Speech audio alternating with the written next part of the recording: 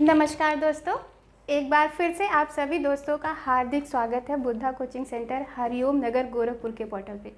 दोस्तों, जैसा कि आप सभी देख रहे होंगे कि यहाँ पे बुद्धा कोचिंग की बहुत सारे कोर्सेज के बारे में लिखा हुआ है, जैसे एसएससी, बैंक, रेलवे ना, CTET, UP TET, super TET, UPP, SI, SSC ना, यूपी, एसएससी और टीजीटी, पीजीटी एंड एनडीए ना।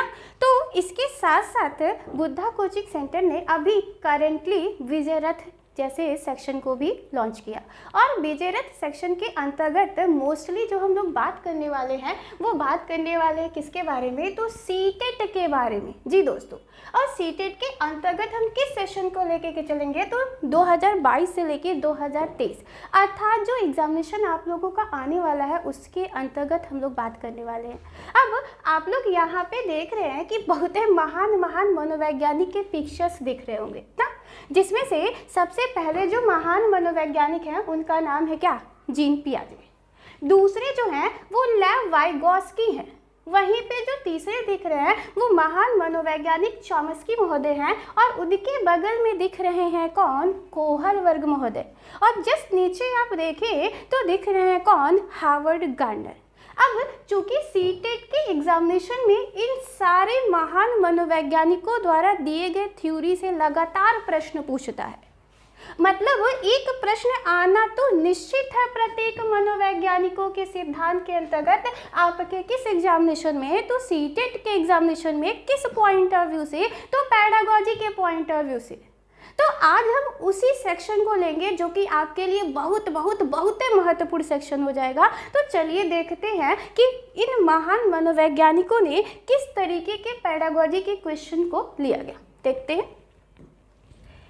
जी, यहाँ पे आप लोग देख रहे हैं कि सबसे पहला जो क्वेश्चन आपके सामने है वो ये है, जीन पियाजे। जैसा कि हमने कहा भी पीछे ना, तो जीन पियाजे के संज्ञानात्मक, अच्छा जो संज्ञानात्मक शब्द है उसको हम ज्ञानात्मक भी कहते हैं और उसको हम बौद्धिक भी कहते हैं। तो अर्थात यदि यहाँ पे बौद्धिक विकास पूछे या फिर संज्ञानात्मक विकास पूछे या फिर ज्ञानात्मक विकास, तो हमें बात किसके बारे में करनी है, जीन पियाजे के बारे में। चलिए आगे बढ़ते। दिया है क्या कि संज्ञानात्मक विकास के किस चरण पर, अच्छा मतलब चरण पूछ रहा है किसका, जीन पियाजे का, किस सिद्धांत के, तो संज्ञानात्मक विकास के सिद्धांत पर। बच्चा समझ अर्थात अंडरस्टैंडिंग लेवल के बारे में बात कर रहा है, बना लेता है। ठीक, आगे दिया है क्या, प्रतीकों अर्थात सिंबल्स की बात कर रहा है, संकेतों के बारे में बात कर रहा है, चिन्हों के बारे में बात कर रहा है, का इस्तेमाल वस्तुओं को प्रतिनिधित्व करने के लिए किया जा सकता है। अगर बच्चे के सामने साइकिल नहीं है ना, साइकिल नहीं है, तब भी साइकिल शब्द सुनकर उसके मस्तिष्क में एक प्रतिबिंब अर्थात छाया चित्र बन जाता है। तो प्रश्न पूछ रहा है क्या कि किस चरण के अंतर्गत ऐसा पाया जाता है।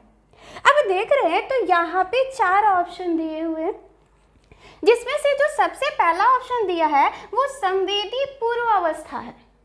अब हम लोग सबसे पहले तो ये समझ लेते हैं कि जीन पियाजे के संज्ञानात्मक विकास के अंतर्गत कितनी अवस्थाओं के बारे में बात की गई है। तो अवस्थाओं की जो संख्या बताई गई है संज्ञानात्मक विकास के अंतर्गत वह कितनी है, तो 4 है। कितनी है, 4, जिसमें से जो सबसे पहली अवस्था बताई गई है वो संवेदी पूर्व अवस्था है। अब इस अवस्था की जो समयावधि बताई है पियाजे महोदय ने वो 0 से 2 वर्ष बताई है। ठीक, दूसरा जो है वो पूर्व संक्रियात्मक अवस्था है। पूर्व संक्रियात्मक अवस्था की जो समयावधि पियाजे महोदय ने बताई है वो 2 से कितने वर्ष है, 7 वर्ष है। मूर्त संक्रियात्मक अवस्था, तो मूर्त संक्रियात्मक अवस्था की जो समयावधि है वो 7 से लेकर ना, 7 से लेकर कितने वर्ष तक है, तो 11 वर्ष तक है। कितने वर्ष तक है, 11 वर्ष। और यहाँ पे जो नीचे यानी कि चौथा ऑप्शन जो दिख रहा है वो दिया है क्या, अमूर्त संक्रियात्मक अवस्था। और अमूर्त संक्रियात्मक अवस्था की जो समयावधि बताई गई है वो 11 से 15 है, और यहाँ कहीं कहीं 11 से ऊपर भी देता है। अब चरणों की संख्या हमें मिल चुकी है कितनी, 4। और हमारा प्रश्न है क्या कि प्रतीकों का इस्तेमाल वस्तुओं के प्रतिनिधित्व करने के लिए किया जा सकता है। उसी के साथ साथ पूछ रहा है कि अगर बच्चे के सामने साइकिल नहीं है तब भी साइकिल शब्द सुनकर उसके मस्तिष्क में एक प्रतिबिंब यानी कि छाया चित्र बन जाता है। अब देखें तो आप लोगों ने कभी छोटे बच्चे को देखा होगा, तो छोटे बच्चों को जब आप देखते हैं तो जब वो खेल खेलते हैं तो खेल खेल के अंतर्गत वह डंडे का सहारा लेते और डंडे को दोनों पैरों के नीचे लगा लेंगे और कहेंगे छुक छुक छुक चल गाड़ी छुक छुक छुक। मतलब उनको लगता है क्या कि जो डंडा है वो रेलगाड़ी का कार्य कर रहा है, या फिर कभी कभी उस डंडे को वो टुक टुक घोड़ा भी कह के चलते हैं। मतलब ना ही घोड़ा है और ना ही गाड़ी, लेकिन उनके मस्तिष्क में एक छाप बना हुआ है घोड़े और गाड़ी की ना। तो इस तरीके की प्रतिबिंब जो बनती है पियाजे के अनुसार वो सबसे ज़्यादा किस अवस्था में देखी जाती है, तो पूर्व संक्रियात्मक अवस्था में देखी जाती है। अब प्रश्न हमारा यही पूछ रहा था, तो हमारा राइट आंसर हो जाएगा क्या, बी। और बी है क्या, पूर्व संक्रियात्मक अवस्था, जिसकी समयावधि देखने को क्या मिल रही है, 2 से 7 वर्ष। इस अवस्था के अंतर्गत कहा गया है क्या कि बालक संकेतों व चिन्हों को समझने लगता है। अब संकेत और चिन्ह के बारे में ही बात कर रहा था, तो मतलब हमारा राइट आंसर हो गया क्या, बी। आगे बढ़े, चलिए अगला प्रश्न अपने आप में बहुत अच्छा है, बहुत बार रिपीटेड है, पूछा हुआ है। तो देखते हैं प्रश्न क्या है। प्रश्न है क्या कि आसना, एक लड़की का नाम है, बहुत अच्छा व्यवहार करती है। अच्छा, मतलब आसना नाम की लड़की जो है वो हर व्यवहार को बहुत ही अच्छे तरीके से प्रदर्शित कर रही है, या अपने व्यवहार को वह इस तरीके से शो ऑफ करती है कि उसका व्यवहार हमेशा और हमेशा पॉजिटिव ही हो। ठीक, आगे क्या दिया है, क्योंकि वह दूसरों के द्वारा अच्छा देखा जाना चाहती है। अर्थात वो इसलिए ऐसा व्यवहार कर रही है कि यदि कोई दूसरा व्यक्ति देखे तो उसे बहुत अच्छा या बहुत अच्छी कहे। ठीक, प्रश्न है क्या आगे कि वह लॉरेंस कोहल वर्ग के नैतिक विकास के किस चरण में है। अच्छा प्रश्न है, क्योंकि प्रश्न के अंतर्गत कहा गया क्या कि अच्छा व्यवहार कर रही है कौन, आसना, और यह पूछा जा रहा है क्या कि वह कोहल वर्ग के नैतिक विकास के किस चरण में आएगा। अब देखते, लॉरेंस कोहल वर्ग का जो सिद्धांत है वो नैतिक विकास का सिद्धांत है। कौन सा सिद्धांत, नैतिक विकास का सिद्धांत। और लॉरेंस कोहलबर्ग ने अपने इस नैतिक विकास के सिद्धांत को स्पष्ट करने के लिए कुल चरण कितने बताए हैं, तो चरणों की जो संख्या बताई है उन्होंने कितनी बताई है, 3 बताई है। ठीक, अब जहाँ पे चरणों की संख्या उन्होंने 3 बताई है तो उन 3 चरणों में कौन कौन से हैं ना, तो जिसमें जो सबसे पहला चरण है उसको हम पूर्व परंपरावादी चरण कहते हैं। पूर्व परंपरावादी चरण की जो समयावधि बताई गई है वो कितनी बताई गई है, तो 4 से लेकर 10 वर्ष बताई गई है। कितनी बताई गई है, 4 से 10 वर्ष। ठीक, दूसरा जो है वो परंपरावादी है, और परंपरावादी के अंतर्गत जो समयावधि कोहल वर्ग महोदय ने बताया है वो कितना बताया है, तो 10 से लेकर 13 वर्ष बताया। तीसरा जो है वो उत्तर परंपरावादी, जिसकी समयावधि कितनी बताई गई है, तो 13 से प्लस बताई गई है।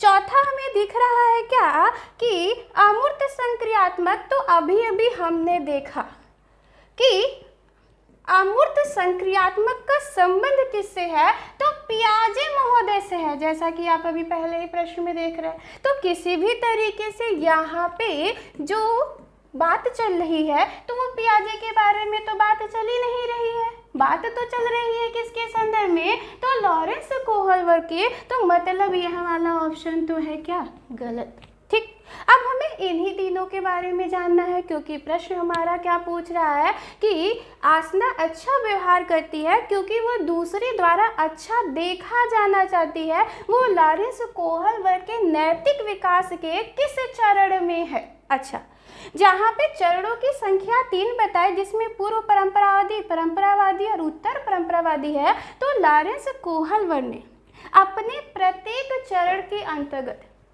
ना अवस्थाओं की संख्या भी बताई है, और कुल अवस्थाओं की संख्या के संदर्भ में यदि बात किया जाए तो कुल अवस्थाओं की संख्या इन्होंने कितनी बताई है, 6 बताई है। ठीक, अब उन 6 में तो सबसे पहला जो चरण है जिसको हम पूर्व परंपरावादी कह रहे हैं, तो पूर्व परंपरावादी में जो 2 चरण बताए गए ना, कितने, 2 ना।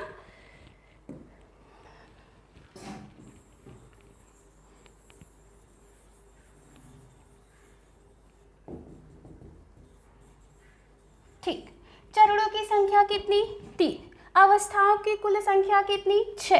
तो जो पहला चरण है जिसको हम पूर्व परंपरावादी कह रहे हैं,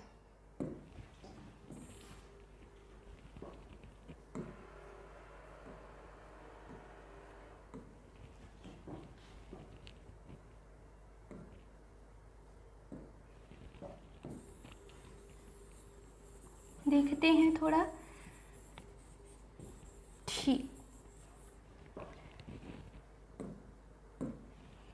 ठीक है, तो पूर्व परंपरावादी, परंपरावादी और उत्तर परंपरावादी ना। अब हमने कहा कि कुल चरणों की संख्या 3 बताई गई है और कुल अवस्थाओं की संख्या कितनी बताई गई है, 6, अर्थात प्रत्येक चरण में कितनी अवस्थाएं बताई गई हैं, 2। अब पूर्व परंपरावादी के अंतर्गत यदि बात करें तो आप देखेंगे क्या कि जो 2 अवस्थाएं बताई गई हैं वो कौन कौन सी है ना। तो जो सबसे पहली अवस्था है उसे हम अहम केंद्रित अवस्था कहते ना। कौन सी अवस्था कहते हैं, अहम केंद्रित अवस्था। किस चरण के अंतर्गत, तो कोहलवर्थ के नैतिक विकास के प्रथम चरण के अंतर्गत, और प्रथम चरण हमारा कौन सा है, तो पूर्व परंपरावादी। ठीक, दूसरी जो अवस्था बताई गई है वो बताई गई है क्या, दंड व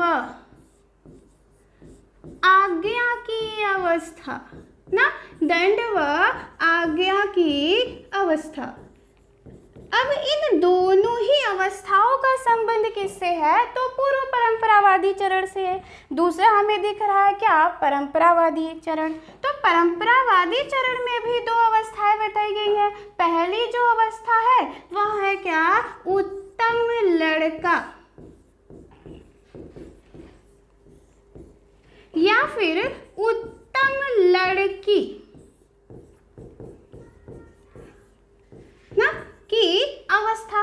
और वहीं पे जो दूसरा बताया गया है वो बताया गया है क्या, तो दूसरा जो हमारी अवस्था बताई गई है वो बताई गई है नियमों व कानूनों के प्रति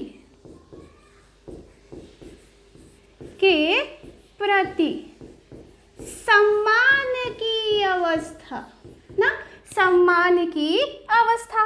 अब जो तीसरा अर्थात उत्तर परंपरावादी है तो इसमें भी अवस्थाओं की संख्या 2 बताई गई है, जिसमें जो पहली बताई गई है वो है क्या, तो सामाजिक अनुबंधन की अवस्था।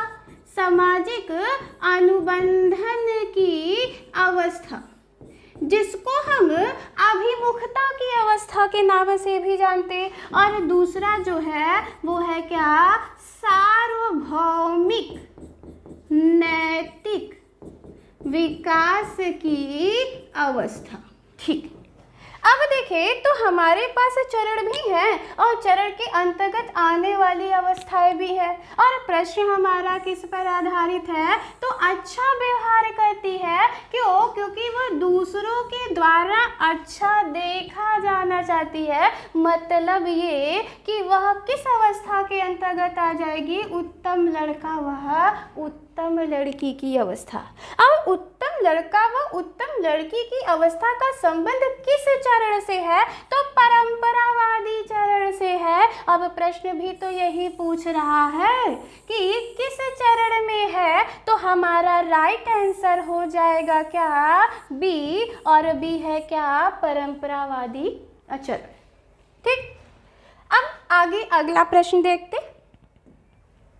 अगला प्रश्न, अगला जो है वो ये कह रहा है कि एक अध्यापिका शिक्षण अधिगम प्रक्रिया में विद्यार्थियों को सहपाठियों से अंतःक्रिया यानी कि इंटरेक्ट कराकर एवं सहारा अर्थात स्कार्फ फोल्डिंग के बारे में बात कर रहा है ना, सहारा देकर अध्यापन करती है।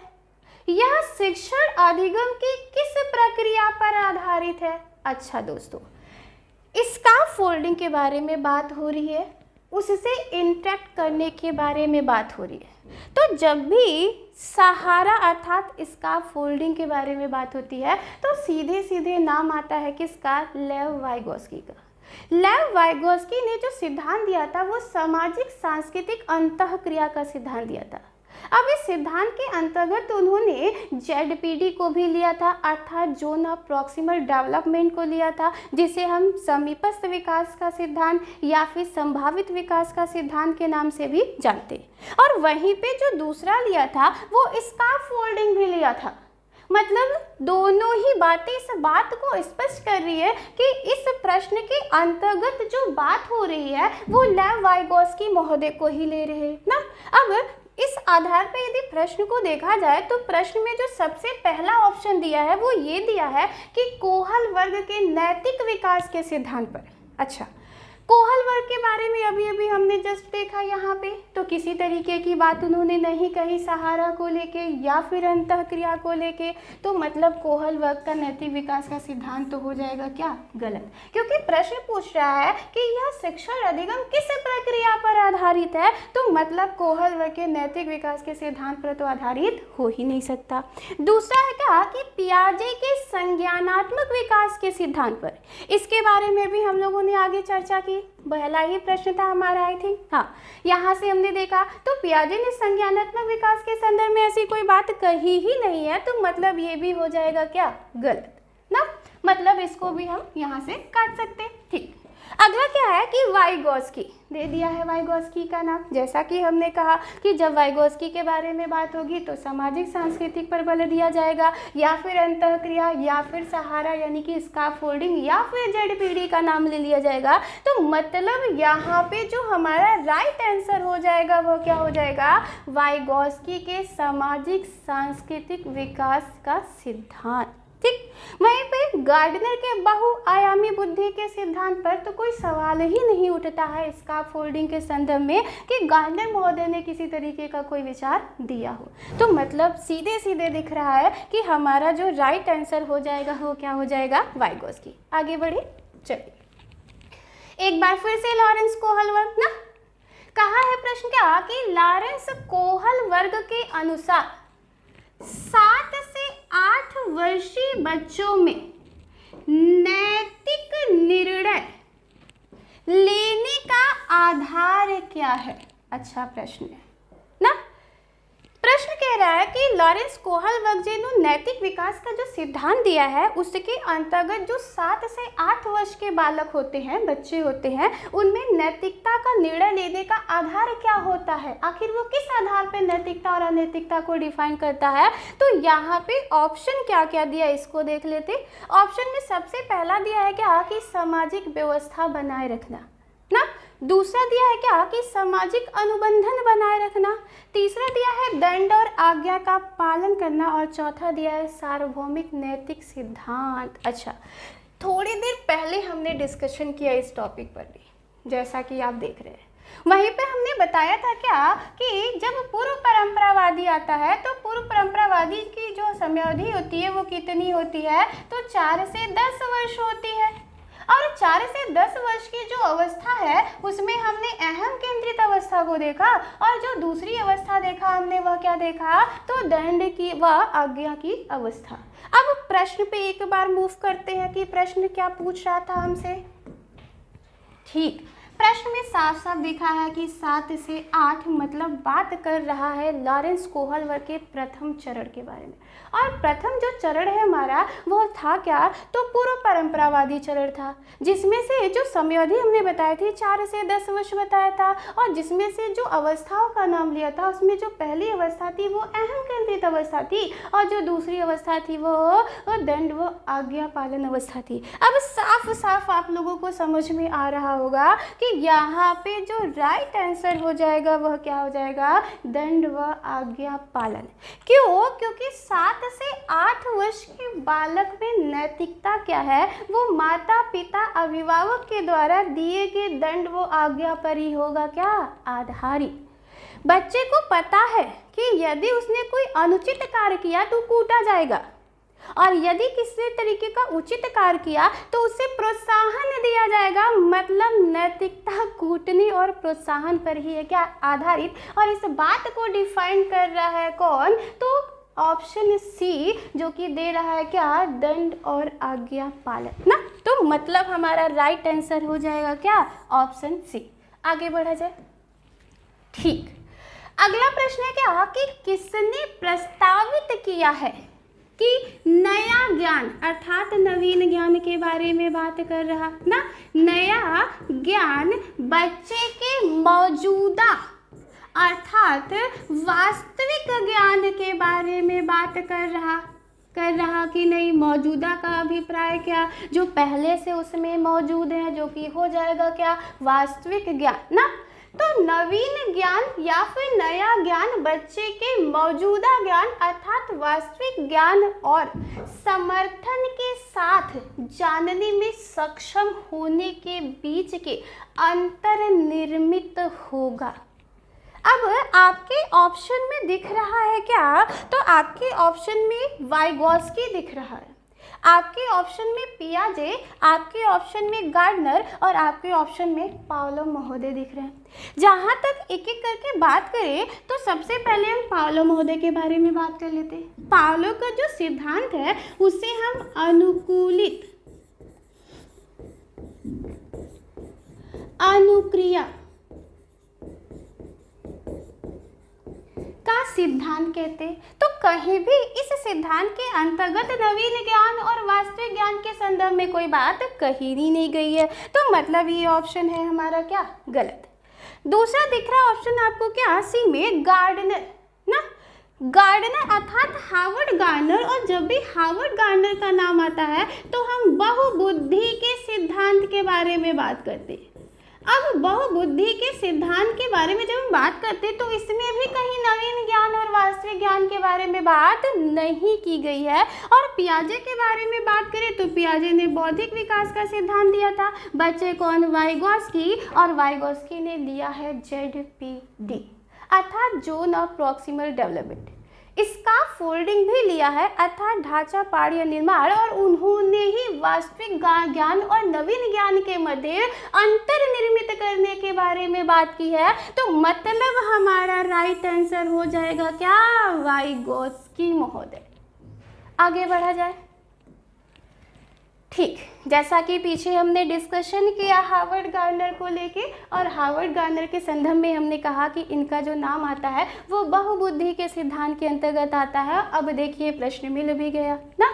प्रश्न क्या है कि गार्डनर के बहुबुद्धि के सिद्धांत के अनुसार निम्नलिखित में से, बहुबुद्धि ना किसका, हार्वर्ड गार्डनर का, निम्नलिखित में से कौन सा जोड़ा जो दिया हुआ है का प्रकार और अंतः स्थिति अर्थात संबंध आंतरिक रूप से अनुपालन संभावना के अनुसार सही है।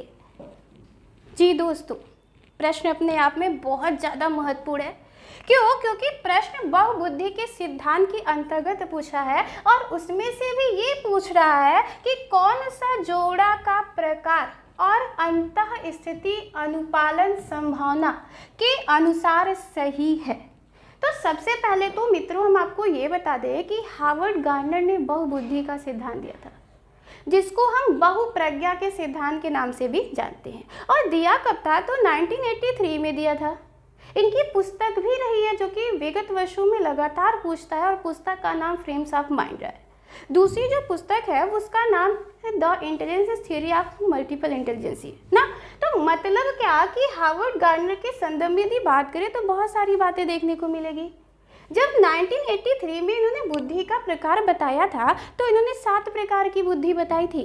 अर्थात प्रारंभ में हार्वर्ड गार्डनर ने बहुबुद्धि के सिद्धांत के अंतर्गत कितने प्रकार की बुद्धि बताई, तो 7 प्रकार की बुद्धि बताई। लेकिन वर्तमान समय में हार्वर्ड गार्डनर के अनुसार बुद्धि के प्रकारों की संख्या 9 बताई गई है।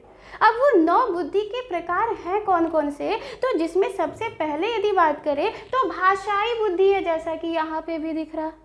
दूसरा जो है वो तार्किक गणितीय बुद्धि है, इसमें भी कहीं दिया है, नहीं दिया है, कोई बात नहीं ना, तार्किक गणितीय बुद्धि है। तीसरा जो है वो स्थानिक बुद्धि है, जो कि दिया है यहाँ पे भी।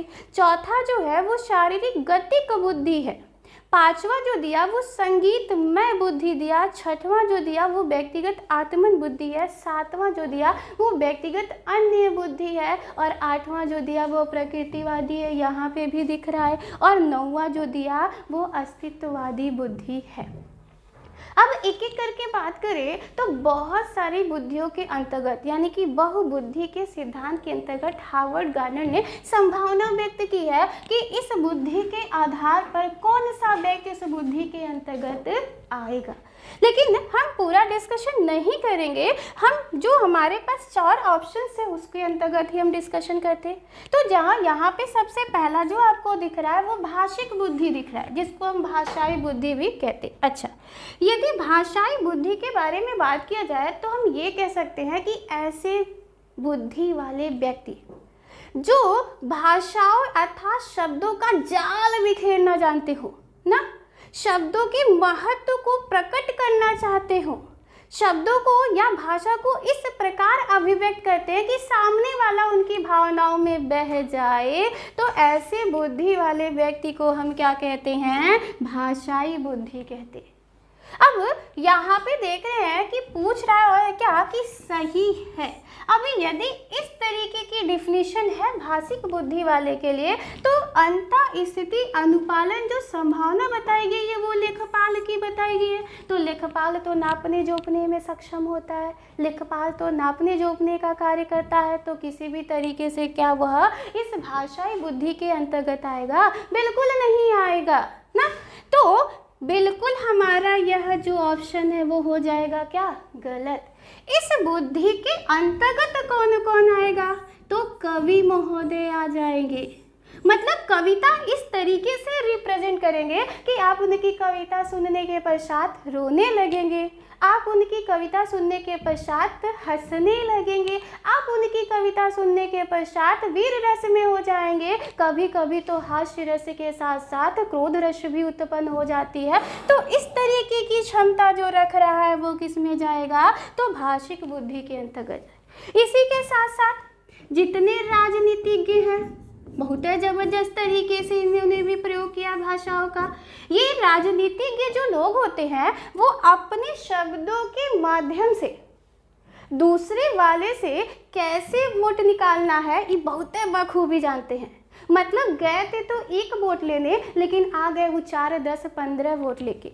तो मतलब वो किस भाषा या किस शब्दों का प्रयोग करते हैं ये तो वही जानेंगे, क्योंकि अगला व्यक्ति उनके शब्दों में क्या होता है, बह जाता है। तो मतलब राजनीतिज्ञ भी किस में आ जाएंगे, भाषिक बुद्धि में। इसी के साथ साथ पत्रकार जैसे लोग भी, छोटे से छोटा न्यूज़ होता है लेकिन इतनी बड़े रूप में प्रकट करेंगे कि लगेगा अरे इतना बड़ा न्यूज़ है, अरे अरे अरे इतना सब कुछ हो गया। तो मतलब इस तरीके की विशेषता को जो रखता है वह जाएगा कहाँ पे, भाषिक बुद्धि के अंतर्गत।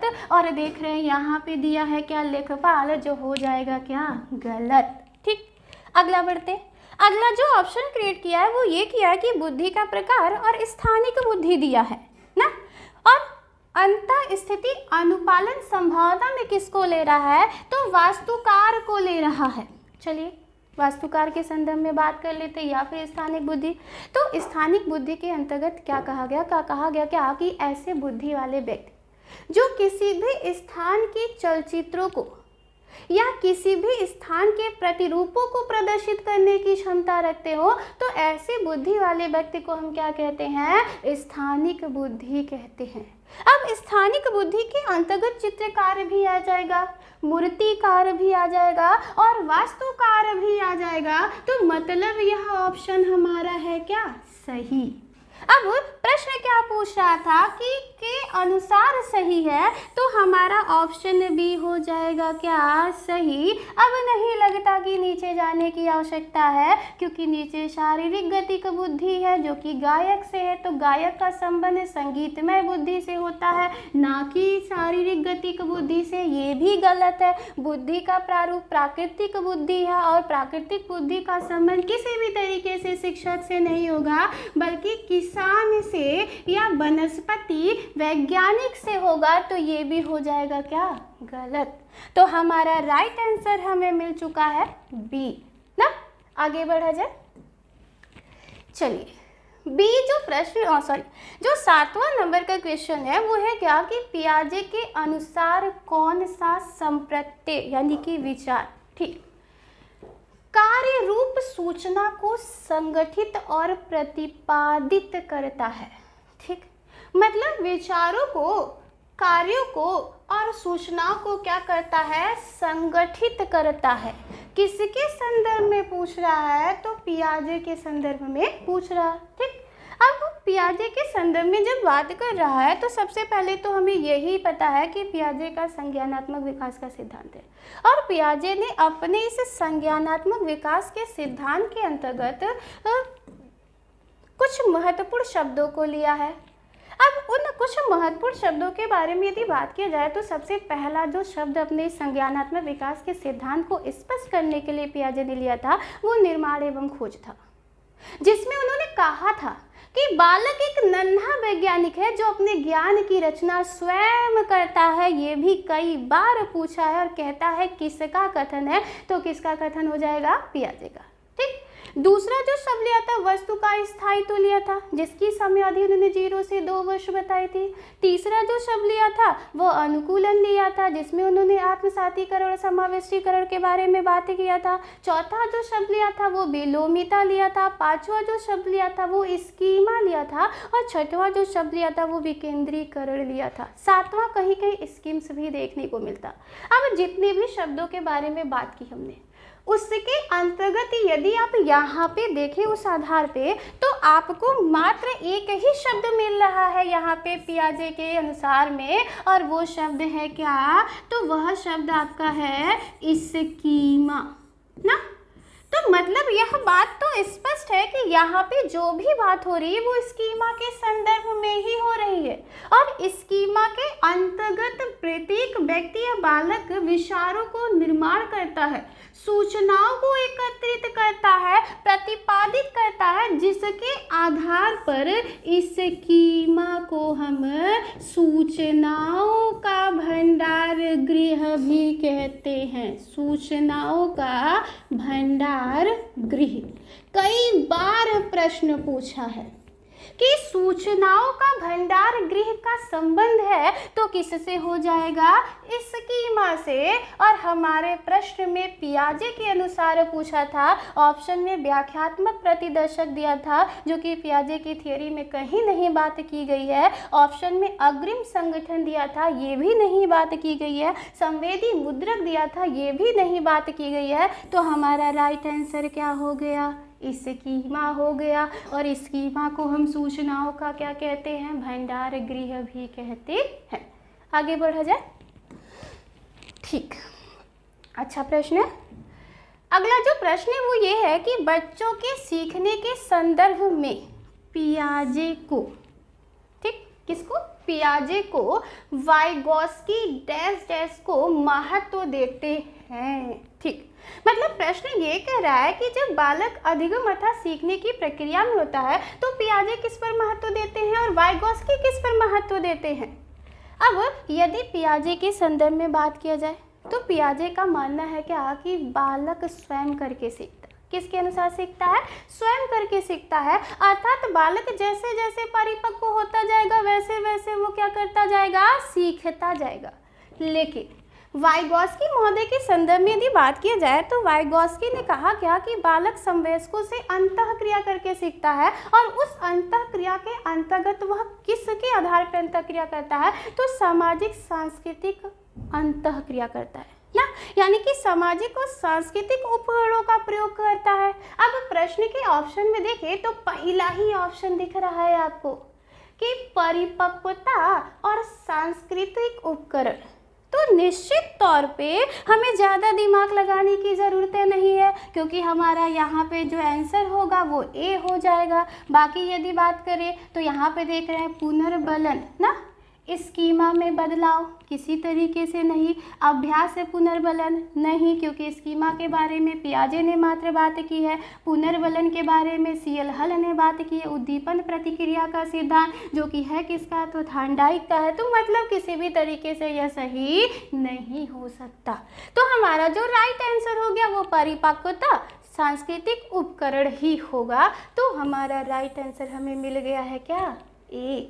आगे बढ़े, चलिए आगे एक बार फिर से हार्वर्ड गार्डनर महोदय का ही नाम आया और दिया है प्रश्न क्या कि गार्डनर के बहुबुद्धि सिद्धांत के अनुसार किस बुद्धि वाले व्यक्ति अमूर्त विचार ठीक के साथ कार्य कर पाते हैं तथा प्रतीकों का हेर फेर कर समस्या का समाधान कर लेते हैं। बहुत है बढ़िया, बहुत है बढ़िया। मतलब हार्वर्ड गार्डनर का जो बहुबुद्धि का सिद्धांत था, जैसा कि हमने पीछे देखा कि इन्होंने वर्तमान समय में 9 प्रकार की बुद्धि बताई है और उस 9 प्रकार की बुद्धि के अंतर्गत प्रश्न ये पूछ रहा है कि ऐसी कौन सी बुद्धि है जिसमें व्यक्ति या बालक अमूर्त विचार करने की क्षमता रखता है और इसी के साथ साथ प्रतीकों अर्थात संकेतों में हेर फेर करने की क्षमता रख के अपनी समस्या का समाधान कर लेता। चलिए देखते हैं। अब यहाँ पे दिया है क्या, स्थानिक बुद्धि। स्थानिक बुद्धि में हमने देखा चित्रकार आएगा, मूर्तिकार आएगा, वास्तुकार आएगा, तो मतलब किसी तरीके से नहीं, अमूर्त विचार के बारे में बात कर रहा। ठीक, गणितीय बुद्धि, तो गणितीय बुद्धि में गणित के अध्यापक आ जाएंगे, वैज्ञानिक आ जाएंगे, जासूस आ जाएंगे, गणितज्ञ आ जाएंगे, तो ये भी नहीं होगा ना। प्रकृतिवादी बुद्धि, तो हमने बताया पीछे कि प्रकृतिवादी बुद्धि में एग्जाम्पल के तौर पे किसान को देख सकते या फिर किसी वनस्पति वैज्ञानिक को देख सकते। बचा कौन सा, तो सृजनात्मक।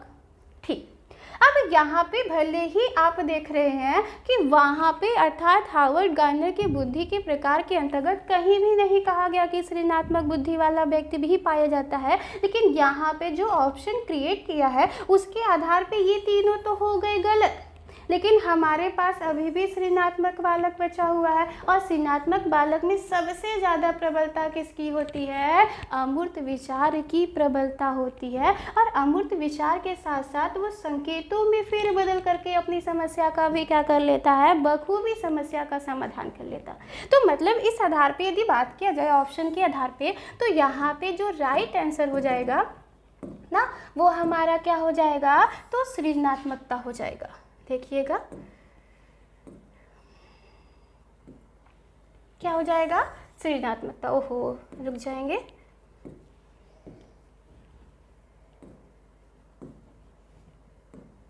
ठीक, तो हमारा राइट आंसर क्या हो जाएगा, सृजनात्मक। आगे बढ़ा जाए, चलिए अगला प्रश्न। जैसा कि चॉम्स्की भी हमारे बैनर में थे, तो चॉम्स्की महोदय से प्रश्न है क्या क्या कि बच्चे भाषा सीखने की क्षमता के साथ पैदा होते हैं, मुख्यतः यह विचार किसका है।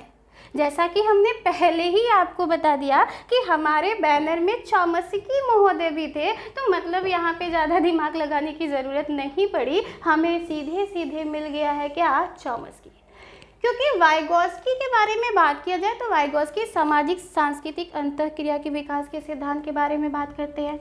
पावलोव महोदय के बारे में बात किया जाए तो अनुकूलित अनुक्रिया के सिद्धांत के बारे में बात करते हैं। पियाजे के बारे में बात किया जाए तो पियाजे जो है वो संज्ञानात्मक विकास के सिद्धांत के बारे में बात करते हैं। और चॉम्स्की का जब भी नाम लिया जाता है तो भाषा सीखने की क्षमता या भाषा विकास के सिद्धांत के रूप में लिया जाता है।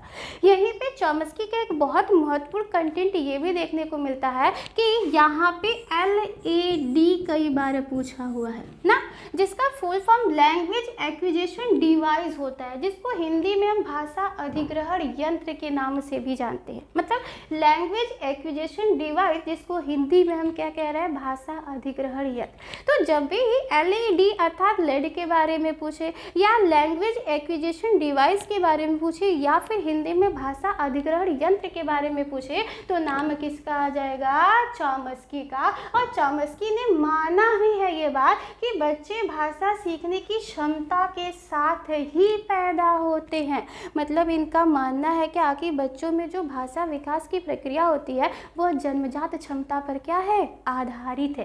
तो जिसके आधार पे हमारा यहाँ पे जो ऑप्शन करेक्ट हो रहा है वो क्या हो जाएगा, सी। आगे बढ़ते, ठीक।